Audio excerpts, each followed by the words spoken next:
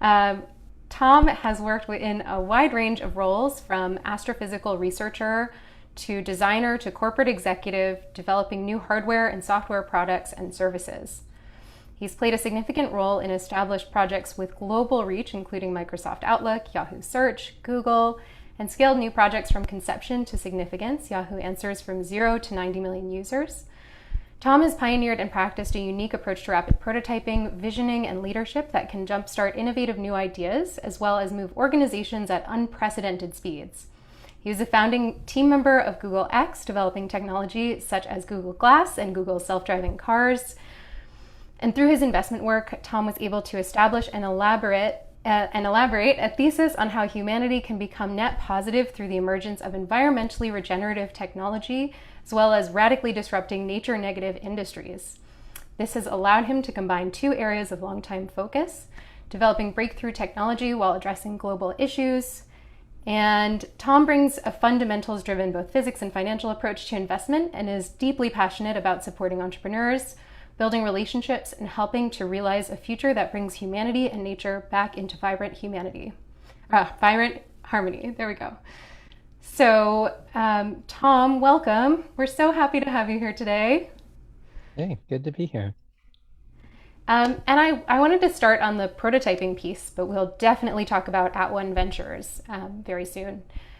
So I'm curious because we've never actually talked about this, and I've known you for a bit. I took your prototyping class, and you worked with us at Pearson, and I actually met you at an accelerator with Unreasonable Group, who we love dearly. So I'm curious, because I know you through the prototyping work, how did you come to know about prototype thinking, and how did you become such a champion of the approach?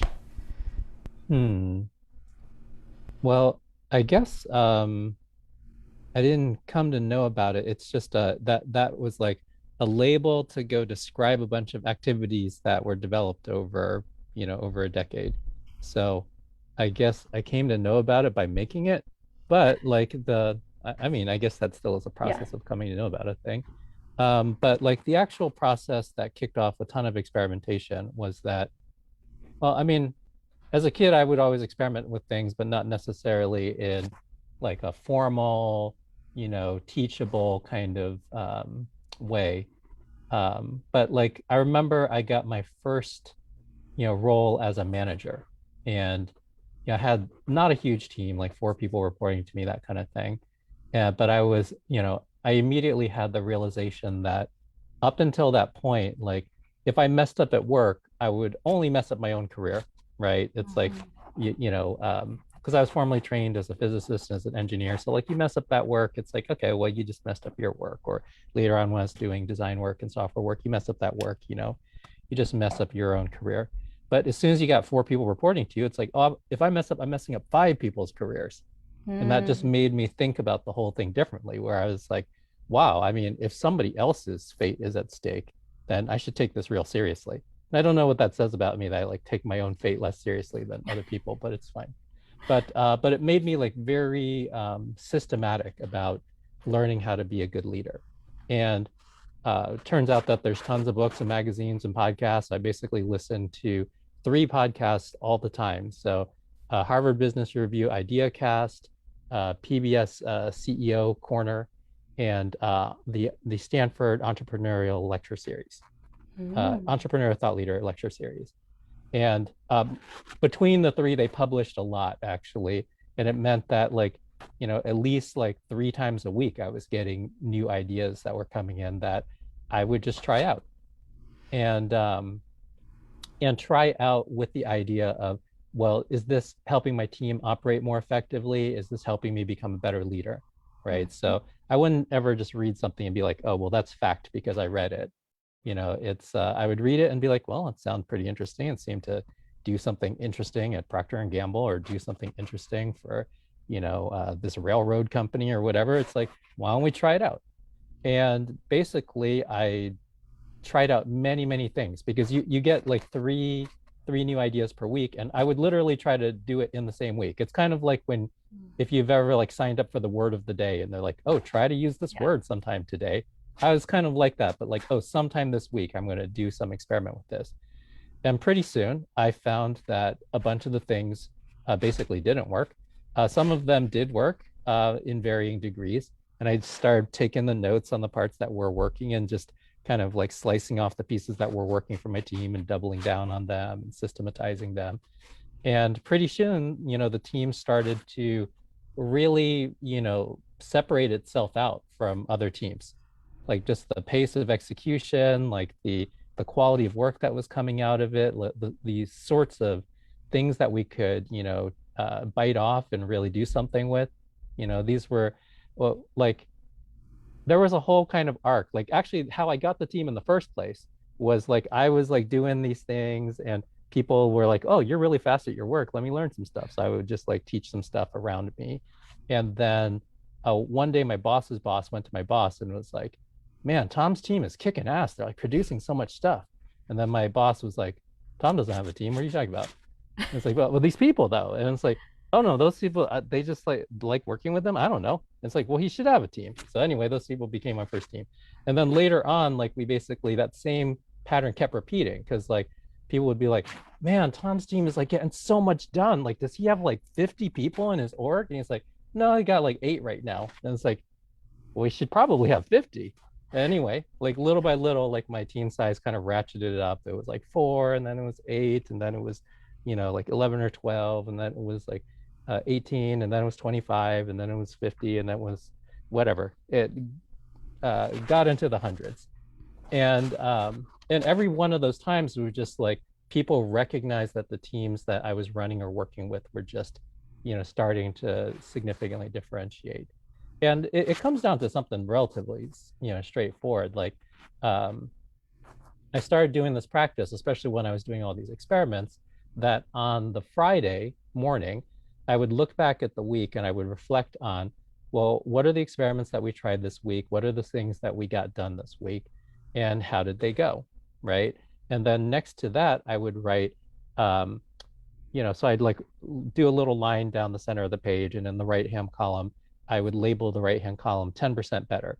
And basically, what the prompt was then was like, well, look at the thing that the team accomplished this last week, and ask yourself, is there anything that you want to try or tweak or do anything with that might make it 10% better?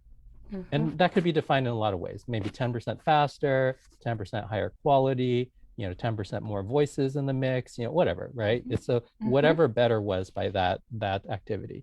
And a lot of times that sparked the next experiment as well. So it turns out though, that if you are able to actually achieve 10% better, every single week for 52 weeks, it ends up being like 137 times better. It like ends up being not even a little bit close. Yeah. Right. Because like when people are like, "Oh, I had a massive breakthrough. I'm like twice as good as I was 5 years ago," that's a small move compared to like 100x or more better, within a year. And I can get into a lot of detail on what that actually looked like in practice, but there were moments, many moments, where senior executives were like, "You're doing some kind of voodoo. Like, I cannot understand how you get this much output out of 8 people, 12 people, 25 people, whatever the number was." Or even just myself when it was myself, Yeah. Yeah. I mean, I heard a few things in there, Tom, about the influence of being naturally someone who's curious and inclined towards experimentation, that you felt the pressure of leading a team and their reputations and careers at stake, and the pressure that brought to improve. So at least they didn't get fired. And then it's also less about reputation, just more about like ruining their work experience or life. Got it. Yeah. So is part of it also around making work enjoyable? Like, where does play and kind of pleasure and enjoyment of work come in for you? Yeah, absolutely. So I experimented just as much with the outer game, which is like how you actually get the work done. How do you design faster? How do you engineer more effectively? That's all outer game stuff, as I did with the inner game. And the inner game includes stuff like what you're talking about. And there's lots of practices that eventually developed, and I can share on that as well. One of the ones that's real simple to understand is I draw a little Venn diagram, and basically one of the bubbles says like, company's mission or our division's mission, like whatever, if I'm in a big company, then, I don't speak for the whole company, it's just our division or our group or whatever, right? But if I'm running a startup, then it's like, okay, well, company's mission. And then the other bubble, which has got, the little Venn diagram overlap, is your life mission. And like I draw it on the board, and then we start to have the discussion, and we basically say like, well, what is the stuff that's in your life's mission? What are the things that overlap right now? Like, because I think like and I'll let folks know right away. It's like, what I found is that the people that are most excited and get the most out of work and learn the most from work, it happens because there's a healthy amount of overlap.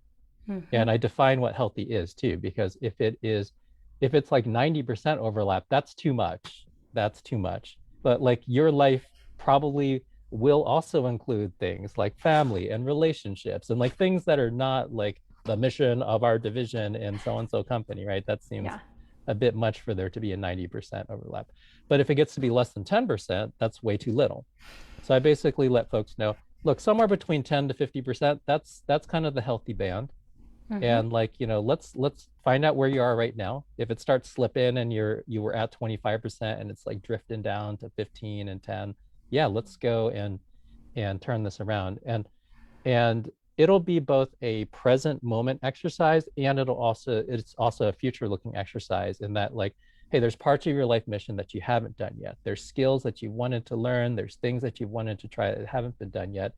Just, within the scope of things that you believe that are just anywhere in the realm of work, let's just list them out. Because even if there's not something I can do for you this quarter about it, if I know that one of the things that a work experience you'd like to have is blah, then I can, that can be something that we work toward over 2 quarters, 3 quarters. I don't try to say like 5 years from now, you will, it should be something within, like 3 to 12 months. You try to get some more of that into the overlap in the Venn diagram. I love that. I love how concrete it is and how people-centered it is, and how much, this is not a term often used in innovation or corporate spaces, but how much heart is within that concept. And I'm guessing anyone who's watching, including our League of Impact Leaders, is like, how can I work for Tom? I want to be on Tom's team after hearing that. And so I'm wondering, Tom, if we could switch gears over to your work now, leading At One Ventures, which finds, funds, and grows teams to catalyze a world where humanity is a net positive to nature. Mm-hmm. And so I'm wondering for you, because I know you really put a lot into creating At One Ventures. I'm wondering, what does that mean for you specifically to become net positive to nature?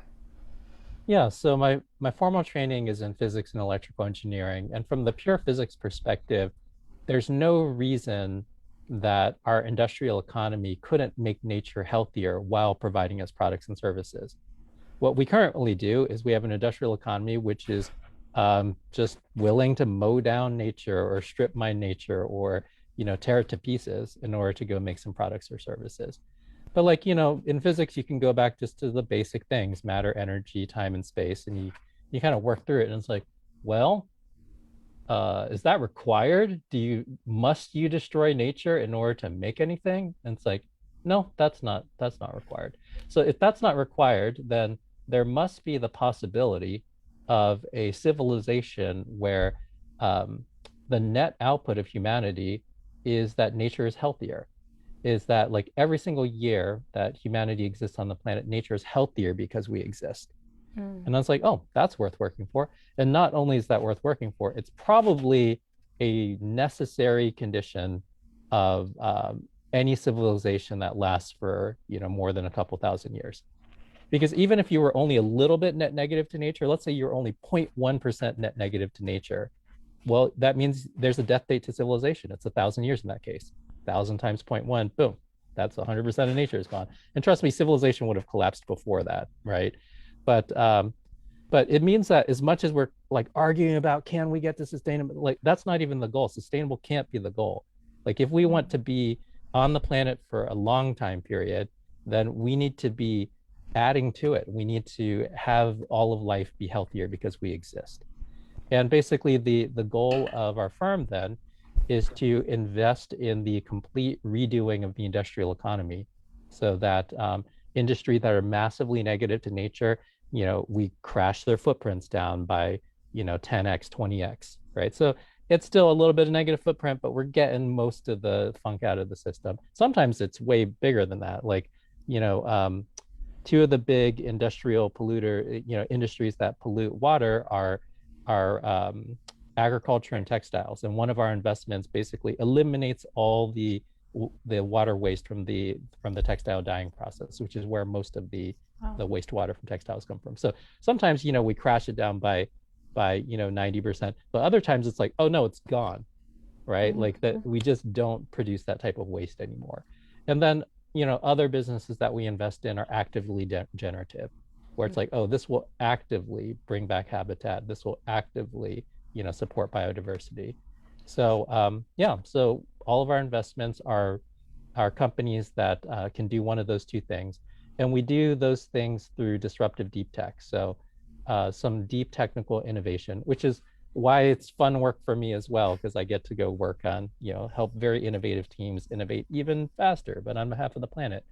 Um, but like we invest in disruptive deep tech where the disruptive deep tech both drives way better ecological outcomes, which is something we already talked about, but also has radically better unit economics.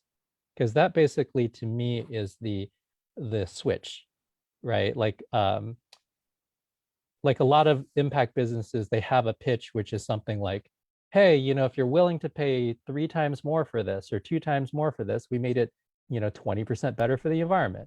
Right. And like you can Mhm. queue the yoga pants with 8 water bottles in them. And it's like, I don't know, that costs twice as much for some reason. And I guess that's a little better for the environment, 8 water bottles, but Mhm. still, right? It's like, and I'll say that 90% of businesses that are in the impact space, we don't even touch them, Mhm. right? Because there's nothing about that fundamentally changes the unit economics in a way that should win the industry.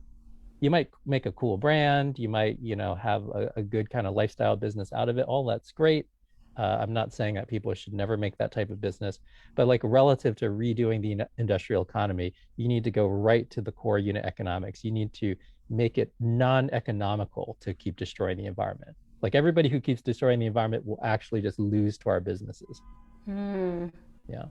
Yeah. So, in like the most layman's terms, what that means is products, services, partnerships, it's all more affordable to Yeah, so work you end with. up with the Yeah. decision of I can keep doing it the old way, which is more expensive and Hmm. destroys nature, or I can do it this new way, which is less expensive and helps nature. And it's a real easy choice at that Very point. easy. Yeah. So, you're also working with human behavior, and yeah, it sounds No, like. actually not Yeah. so No. much Oh, because okay. when you get the unit economics right, you don't need to worry as much about it. So I'm in San Mm. Francisco right now. This building was built in 1910, something like that. And the attic, I've been in the attic. If you go in the attic, then all the wire up there has got cloth insulation because all wire in 1910, 1911 had cloth insulation. We just hadn't even invented rubber insulation Hmm. for wires yet. Now, if you try to go and look in a house from the 1950s, you'll see 100% rubber insulation. You'll see zero cloth insulation. And if you go to one from the 80s or 90s, 100% plastic insulation. Now, do you remember the year where it flipped? No, not at Of course all. not. And was there a lot of consumer behavior that was needed, convincing human? None. No, not at all. Because No. basically what happened, there was the point where it got more expensive to do cloth than rubber. And there was a point where it got more expensive to do rubber than plastic. And the whole thing changed. And you would be hard pressed. Well, you definitely will not find a house that has cloth insulation, but you would be hard pressed to find a house that has rubber insulation even. Mm. And this is what I mean. Like the rewriting of the industrial economy is not a consumer choice thing Mhm. primarily. It is like the guts that like makes the whole thing go. And like we're redoing the guts. Yeah. Love it. So then thinking about how you're redoing the guts, and you touched on, you referenced a couple of the companies you've invested in, not by name or specifics, but I think that would be so cool to hear about a couple examples of the kinds of companies you're investing in. Sure. Yeah. So one of them is called Dendra Systems. They are working on doing large scale ecological restoration. So So a hectare is 100 meters by 100 meters. So, and they've already done restorations that are in the thousands of hectares. They're about to go close their first 10,000 hectare restoration. And they're kind of on like a Moore's law of restoration, where every 18 months they're able to like hit like almost another factor of 10 of scale. So like in 18 more months, they'll be able to do 100,000 hectares. And in 36 months, they'll be able to do 1 million hectares. Now, what's interesting about this level of scale, oh, and they're crashing the cost of ecological restoration, right? Mm. So, I mean, I'd read papers that like, put it in at $14,000 a hectare or whatever. We're doing less than $200 a hectare right now, Wow. right? And that number keeps going down. So like you start getting to the point where it's like, man, it's cheaper to restore the thing than to do nothing, really. Because if you do nothing, then lots of negative things happen too. Like you get all sorts of erosion, your land gets damaged, so your property values go down and Mm-hmm. down. So it's like it actually may be cheaper just to fix it than it is to allow land to be in terrible shape. And at the scale of 100,000 or 1 million, which is well within our sights, it's well within the next couple of years, then you get into the zone of being able to pull down millions of, especially if you plant like a wooded area, because trees hold a lot of biomass. Also, deep-rooted perennial grasses hold a lot of carbon in the soils. But whatever, there's a couple different biome types that if you pursue them, you could be pulling down on the order of millions of tons of carbon per year for a single restoration. So like you look at all these businesses that where it's like, oh man, in 15 more years, if we completely take over this whole industry, we might be able to, prevent 1 million tons of carbon. And it's like, or we could get that project done in 2 months. So yeah, I like that one. Then Yeah. another one is like dramatically reducing the cost of organic healthy food. So it's called Iron Ox, and they basically do robotic agriculture from seed to harvest. Uses no pesticides, no herbicides, no fungicides, so no nasty chemistry involved at all. Uses 95% less water, 90% less nutrient input. And just the water point is already key. Like 70% of all fresh water is used for agriculture. And we're already Wow. anticipating that because of climate destabilization, that freshwater resources are going to be at a premium.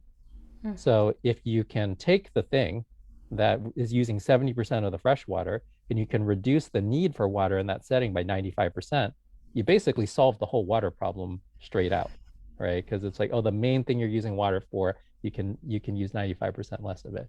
But in addition to all of that, it is basically growing organic food significantly cheaper than what we pay for, factory farmed, covered with pesticides, herbicides, kind of food. So like beating them at price and beating them at quality and beating them at consistency and beating them at flavor, it's just like a complete wipe in terms of like the old industry. There's a Buckminster Fuller quote that says something like, "Do not bother fighting systems, obsolete them." That's a way Mm. shorter version of saying it. He like wrote it in a whole page. But the gist of it is that kind of thing. And it's like, yeah, like just obsolete it. Imagine there's a way of growing. You don't need to imagine, you could just go to the website and look at it. But like, imagine there was a way of growing 95% less water, 90% less nutrient input, no dangerous chemistry like pesticides, herbicides, fungicides, really consistent production, able to produce like the in effect, as many growing seasons as will fit in a year, as opposed to one growing season a year, or maybe two in tropical climates, right? And yeah, it's and cost less. It's That's the sort of stuff that will redo everything. It will significantly address water demand issues. Also, we use 50% of the habitable land on the planet to grow our food. So most, Mm. ecosystem destruction actually is related to food. I think Right. the stuff that gets the headlines is like, oh, these evil logging companies in the Amazon. It's like that's not true. Like logging companies take single digit percentages of the Amazon. I'm not saying that on an annual basis. Yeah, Yeah. like of the Yeah. destruction, they're in the single digit band. Yeah. And I'm not saying that that's not problem. Doesn't have some problems too. But like 90% of Amazon destruction, they don't even bother taking the wood. They just burn it down Mm. in order to go graze cattle and plant soybeans, and like that's fully food production. It's like not related to all the things that we think of in terms of this destruction. So agriculture, whether palm oil agriculture, soybean agriculture, cattle ranching, That's the reason that we're destroying the remaining wild places. Wow. Um, yeah, thanks so much for sharing those with us. And I find it so helpful to break down the data that you're sharing about the reality versus our assumptions, or kind of like what the news tends to focus on. That's like the more, whatever's the most dramatic, it's maybe not so exciting to focus on agriculture in the Mhm. same ways. But I think it's so important that we know, based on the real data, what is driving that and understand the root forces of how to change it. And so, yeah, I mean, from there, Tom, I'm curious, from all the work you've been doing, what are you seeing as the biggest barrier to making the biggest progress that we need to make in reaching that net positive to nature? Um, Maybe kind of a funny answer is that I don't necessarily feel like there's a big barrier. Mm-hmm. Like, we're just doing it. I mean, like, and every single quarter that I look at, just because you reflect back, well, I have to write a quarterly letter to all the investors anyhow, but like, so, and actually supposed to finish one this week, which is maybe why I'm thinking about it. But yeah, every quarter I look back and like look at the progress since the last quarter, the quarter before that, and say, oh no, it's really a lot of progress. And I think the reason that we felt so stymied is like we have kind of internalized these wrong theories of change, where we basically said, well, it's all about behavior change. I need to get, billions of people to agree with me, to become aware and get passionate and start doing everything different in their lives, and da da da. And my take is like, not really, like, because number one, that didn't work, right? Because everyone's super aware. And there's graphs I can show you, which are extremely disappointing graphs, but like basically, one of them shows that we have created we put as much plastic waste in the environment since the year 2005 as we did in all of history leading up to 2005. And trust me, the last 15 years, we've been the most aware of plastic waste, right? And yet somehow during that last 15 years, we more than doubled the problem, right? Mm-hmm. So clearly, awareness as a theory of change is not the thing that does it. We're more aware than we ever have been about the Mm-hmm. problem of plastic waste, and somehow we've made it. Um, that is a true exponential curve. Like usually, I push back on people that use the word exponential in this fuzzy ass way because yeah, I have background in advanced math, having done physics. But no, this actually that truly is an exponential curve. At least it fits well at the moment, and it's extremely big problem. So that means that the things that are frustrating us, which is like, let's get everybody to be aware. And then once they're aware and then they believe, and once that belief leads to behavior change, then once that behavior change leads to whatever, them doing things differently, voting in different politicians that are going to lead to different policy. But it's like, if that was going to work, it would have worked by now. Mm-hmm. Like we literally been using that theory of change for 30 years. And Yeah. like I said, in the last 15 years, we doubled the amount of plastic pollution. Like clearly, like it didn't work in that time period. Also, we've doubled the total amount of carbon emissions on the planet since the year 1992. So like it was exactly that same time period where we knew and we were following that theory of change that we basically made everything twice as bad. So how about this other theory of change, which is the reason that we have plastic insulation on these wires is there was like 50 people. There was 50 people that were like, yo, cloth is getting expensive. Like maybe we can use this rubber thing. And like a couple scientists mucked around with it and a couple, manufacturing folks mucked around with it until they could consistently, get these wires to be insulated with rubber. And then they launched it through one company. And then all these other companies were like, whoa, they're getting way better margins and it's actually safer. Like, cloth can get wet. If cloth gets wet, then you can zap yourself right through the cloth. Rubber, it's a waterproof barrier basically. So look, it's even better, it's even cheaper, and this company's doing it. So like, if we throw in all the other, productization groups inside of the other companies that then followed along, maybe we're talking about 1,000 people max, and that basically drove the whole change. And once again with the plastic insulation, and I actually think that most of the changes in the world are going to be driven by like 100 to 1,000 people in terms of the basic industrial economy. And then, yeah, on top of that, then you make it easy for people to do the right thing. Because right now, like anybody who lives right now, you're complicit in the destabilization of the climate, because so many industries are net negative to nature.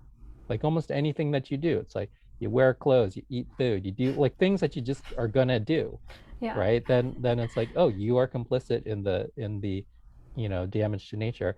But like that, like the reason that awareness will not be the main way that this all gets fixed is people basically have both an attention and a willpower budget, right? And if I were to start listing all the things that you personally need to do, that would it will easily get into the hundreds, just off the top of my head.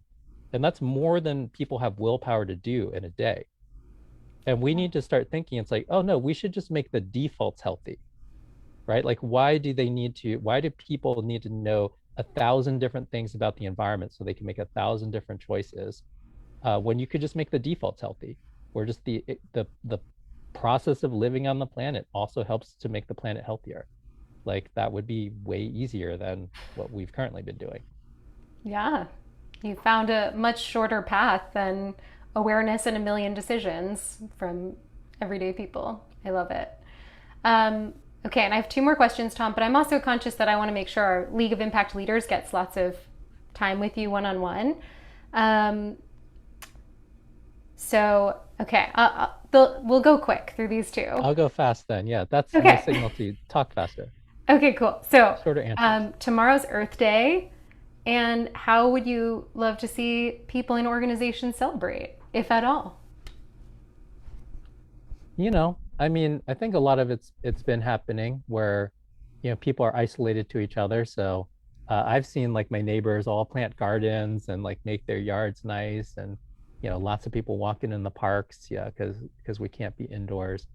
And I think, more of that, and also really just committing, to caring for place. That sounds kind of vague, but it's like if you get to know your place a little bit, like, during the pandemic, I walked the watershed of, I walked my local watershed, which goes out to Lobos Creek. That doesn't matter that much for my neighborhood, but it's like, go and get a little bit familiar with, the land that you are spending your life on, and see if there's anything that you can do, even little things where you can care for it. I love it. That's a great answer. And so, last question before we sign off of Facebook. How can we support you and At One Ventures? And I know you shared a little list with me, so that's perfect if we want to talk about that or anything that comes to mind for you.